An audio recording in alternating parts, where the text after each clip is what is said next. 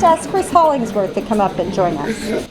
So I'd like to welcome Kobi Perry, who is the Director of the Family and Health Services over at the WMCA.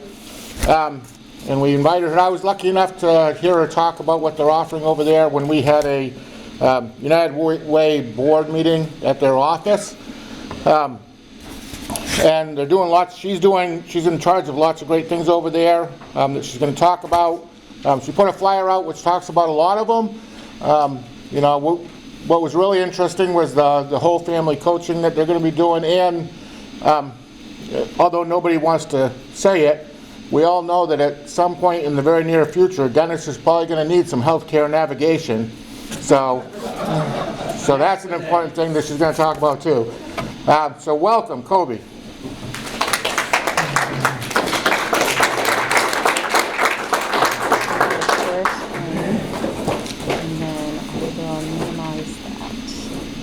Oops, save that. It's not in the way. I think we need to go to slideshow. Okay. Oh, is that covering it up? Let's see. There we go. You all set? I want everyone to see my great animations. Oh.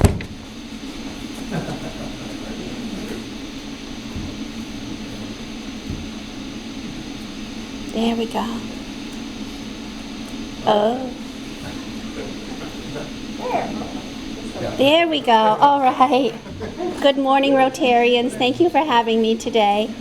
Thank you, Chris. I really appreciate the invitation, and thanks to each of you for your service to Franklin County. And, because I'm so short. Yeah, it's showing the desktop instead of for them. Oh. Oh, it's my. All right. So let's get back here. Thank goodness you know what you're doing. And we're going to share PowerPoint. They're trying to share the screen. I wasn't sure. No, this is the desktop. Well, I mean, earlier we tried it. No, that has never been on this screen. Okay, so I'm going to share again, but I want to share all participants. There you go. Start sharing. Okay. Somehow it always works earlier. You have it on only the host can see it. Oh, I thought I just switched that. The other thing I can do is just turn my computer around so we can see the screen. All right, and they're still just seeing the desktop? Yeah, I'm seeing the mountains. It's a pretty mountain and all, but... Yeah. Yeah, your security system, your security preferences aren't allowing you to. Okay. That's what it is. Sorry, I didn't realize. Oh, there we go. So do you know your password? Come put your finger on it. Oh my gosh. Nothing is easy. There we go. Now we got Zoom. All right. It's doing something now. Wait. All right. So now we'll get rid of this. Go back to this. There we go. Oh, yay. All right. Time's up. Thanks. Oh, there we go. Still got it? Okay. Thank you, Chris.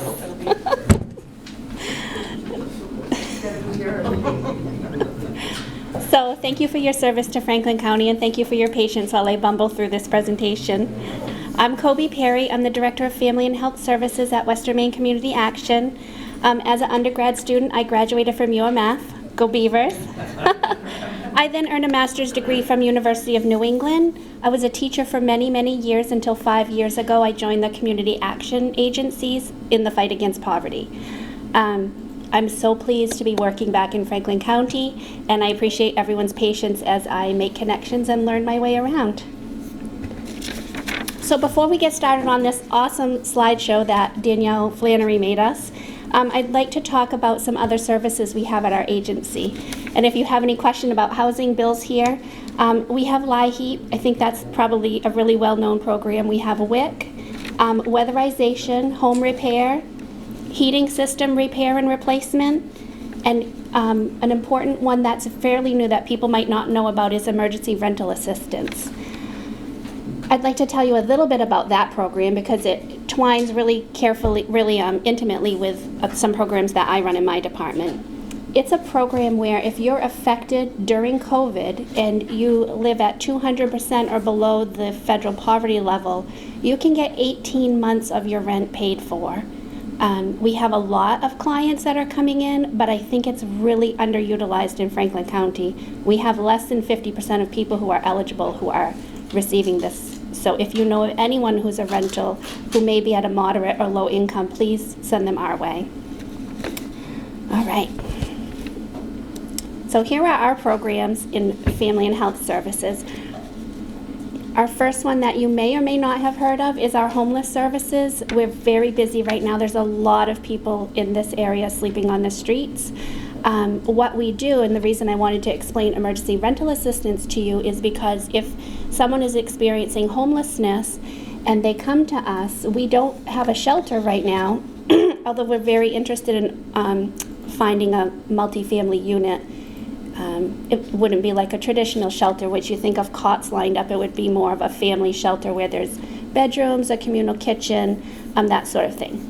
But for right now, if you're experiencing homelessness, which is defined by Maine State Housing as living in an area that's not habitable by humans for 15 out of the last 90 days, we will have you apply for emergency rental assistance, and there's a small paragraph in emergency rental assistance that says if you don't have stable housing and you're experiencing homelessness, we can put you in a hotel.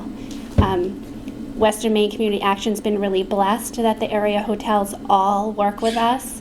Even after some mishaps and sad situations, they continue to support our families. So that is one way that we help homeless people. We also help them to apply for housing vouchers, to get assistance in all of the programs that they need. We kind of take their hand, and together we walk through finding resources with the ultimate goal of stable housing. And once you're in our program, you can get services for up to 2 years, even after you find an affordable rental. So if any of you are landlords out there and you're interested in developing affordable housing, please call Bill. All right. So in order to be eligible for our homeless services, you have to be at 30% or below of the area family median income. I didn't put that graphic up there because it really does depend on household size. And then you would have to be homeless 15 out of the last 90 days. Until January 1st, you only had to spend one night on the street. But as of January 1st, HUD in all of their wisdom thought, let's make people suffer for 15 days. So here's an example of somebody that we recently supported. We had a family that was sleeping in their car. This was in the summer when it was a little warmer. We have a thing called emergency housing voucher, so we got them an emergency housing voucher. We gave them a budgeting course called Rent Smart that all of our clients go through. And then we help them access Maine Care and mental health services. We find that people don't become homeless because they are stable, have a great supportive family, and have great income, right? They always need some more support. So they got a housing voucher, paid off their car, and found a safe and secure, affordable apartment in Franklin County. And as you know, those are becoming a little more scarcer as time goes on.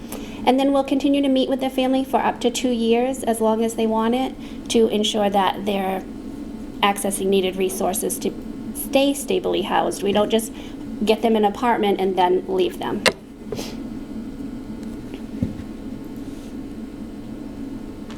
So housing stability is something we get a lot of calls about, and to be able to use the housing stability services that we have, you have to apply for emergency rental assistance first. So this program offers assistance with housing applications. We have housing counselors, navigation, which really is a little bit like case management. We help people find resources that they need. We don't drive them to those resources, but we support them to find them. And we help them to find stable housing, move to it, and then, of course, if you are a new Mainer or somebody who's, I can't think of the right word, who's affected by other things, then we help you also. We're very inclusive at WMCA.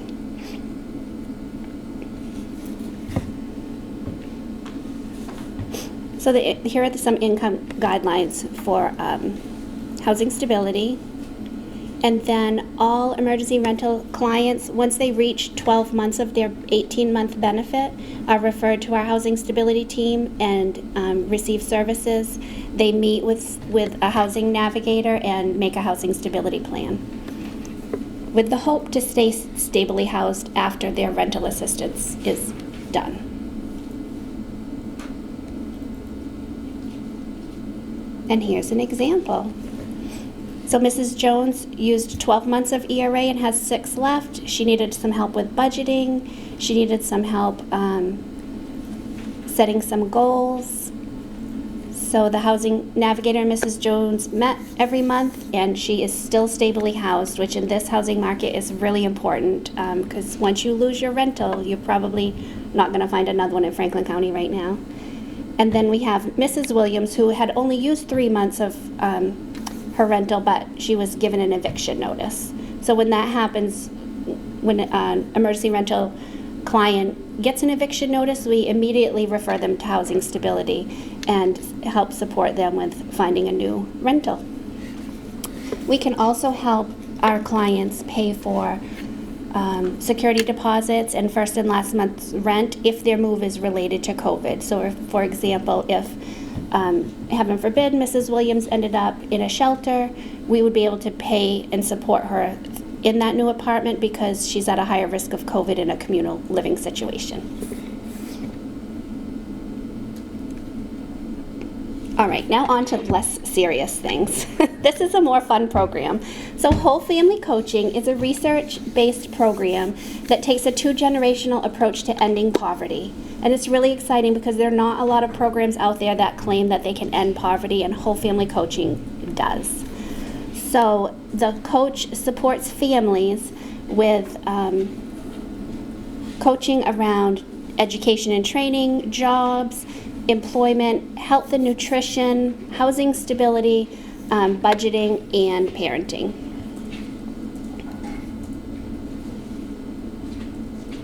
So in order to be eligible for a Whole Family Coach, you need to live at 200% of the federal poverty level, and you have to have a minor child in the household.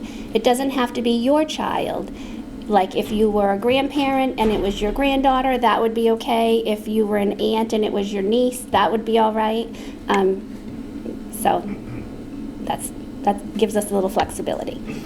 So the family has to be willing to set goals and work towards them. The coach is your cheerleader and helps you navigate resources. The coach can't do the work for the family. And the family needs to be willing to set goals in at least the 3 required areas, which is education, training, and work for the parents, transportation, which we all know is a barrier in Franklin County, and education and development for the child and the family.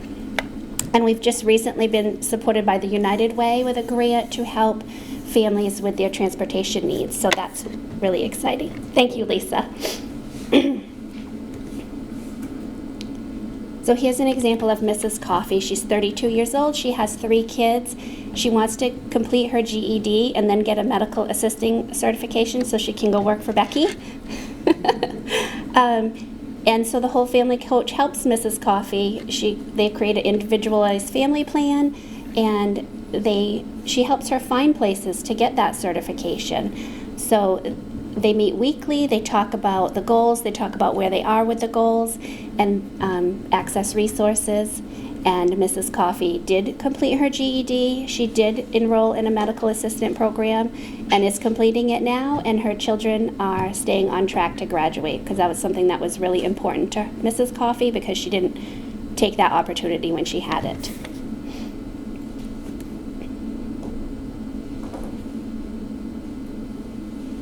And healthcare navigation. There's no income qualifications for this program. Many of you know Patty Lovell. She's our healthcare navigator. She's very well-schooled in how to support people. She can support people with accessing health care through the marketplace. She doesn't pick a plan for you, but she'll support you and answer your questions about which plan may be right for you, and then help you with the technical part of applying for it.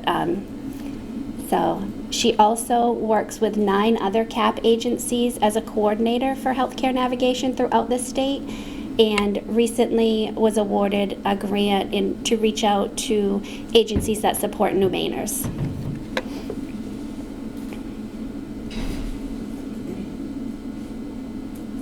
So there's no income guidelines. If you know of anyone who's interested, open enrollment was changed this year.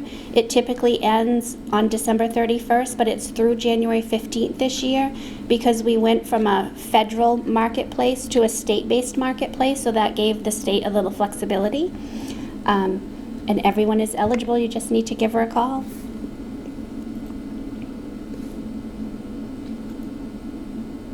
This is a great example. So Mr. Smith retired at the age of 62 and was paying $700 a month for coverage. He worked with Patty through the marketplace and was qualified. His premium went from $700 to $62 a month, and then he took advantage of a tax credit, which brought his monthly premium to $2.89 a month. Yes, so from $700 to $3. That's crazy good. Yes. It's always worth giving Patty a call and asking what she can do to support. And that's the end of my presentation. Do you have any questions for me? Pull this up so we can Okay. see what they see. I'm not sure. That's awesome. Oh, thank you. Yeah. Oops. Can you stop sharing? Yeah. There we go. Yes. Joseph. Can you speak to some of the trends that you're noticing overall? Is the rate of homelessness in this area increasing because of COVID issues, or is it decreasing? You know, what are some of the trends that you're noticing that might be important to us? I think a trend that goes across all programs is transportation is an issue. Food security is an issue for a lot of our low-income families. As far as homelessness, we've only had the program since June, so it wasn't too busy during the summer, but when the weather started to get to colder and the first frost, definitely the first snow, we saw a big uptick. Bill, do you remember how many people we have housed in hotels right now? I wanted to say 27 or 29. I was going to say 28. Yeah, it's somewhere around there.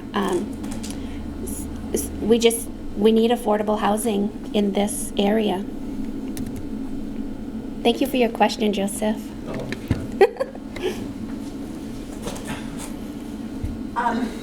So you set goals with the families, and then is there a way to like track their progress and what happens when what's the like follow-up plan and to make sure they're staying on? I'm assuming once they meet their goals, they're like on their own. How does that work at the end of the process? Oh, thank you. We have an extensive reporting system because it's a contract through Department of Human Services, and they love data. So we have, oh gosh, I'm looking at the report form in my mind, and I'm thinking we report on over 50 different data points monthly. So we track education, we track income, housing, childcare, lots of different things. And if a family wants to continue, like let's say Mrs. Coffey met her goal of getting her medical certificate, she could still work with the coach if she wants to set a further goal. So she has a certificate, maybe now she wants to get an associate's degree, or maybe her goal is to find a higher paying job that can better support her family. So we don't there's no cliff. We don't just drop them once we've met the goal. It's up to the family if they want to keep moving forward or not. Go ahead. You talk about setting goals financially and so forth. Do we assume that a lot of these homeless people have employment, are working, and just don't make enough money to afford housing and transportation and so forth? I think that's a really good question. Thank you. Most of our homeless people do not have jobs because it's really hard to keep a job if you don't have transportation, you don't have access to a shower, you don't have access to clean clothes. My husband runs his own business, and I would probably not be happy with him if he took a risk on somebody who's so risky. So it's like Maslow's hierarchy of needs. It's really, really hard to move forward in your career if you're worried about food and shelter. Thank you. You bet. Joseph? How do you identify some of these people? Because if you're in that type of environment, that you are homeless and living under a bridge or something, does your organization go out and try to seek these people, or do you have to wait for them to come in contact with you?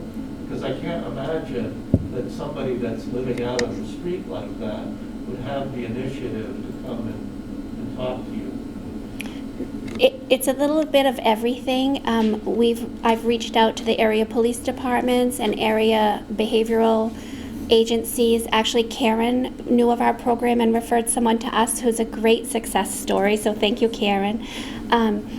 It's a little bit of everything, and for example, yesterday we housed a person who was living under a bridge, and for that person, the impetus was a slip and fall on the ice and a broken bone. That person had no desire to be in a hotel, but was very worried of further injury to himself. And I would say the majority of our referrals come from people just cold calling us because they've heard that we can help. Go ahead. A little off the wall, what grade did you used to teach? I'm thinking first or second grade. Oh, you're very perceptive. I taught second grade, first grade, kindergarten, and pre-K. It's just your enthusiasm says to me, that was Mrs. Dugout from the second grade. Yes, it drives my family crazy. Kobi, just a quick question for you. Can you define what a new Mainer is? Oh, I don't know that I can. Can you, Karen? Well, just that. I think it's important for us all to know. Thank you. Well, in the work that we do, sometimes a new Mainer would imply they're an asylum seeker or a refugee. Only because on my team recently, they said, oh, they just recently moved from Maine. They were living in Pennsylvania. So, no, they're not a new Mainer. That doesn't make a new Mainer. It would be an asylum seeker or refugee. Thank you for clarifying that. I appreciate it. Any questions?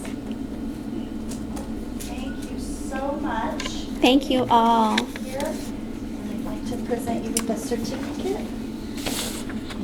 Oh, that's so kind Thank you. of you. And a Rotary mug. Oh, thanks. So, yeah. Thank you. Thank you all.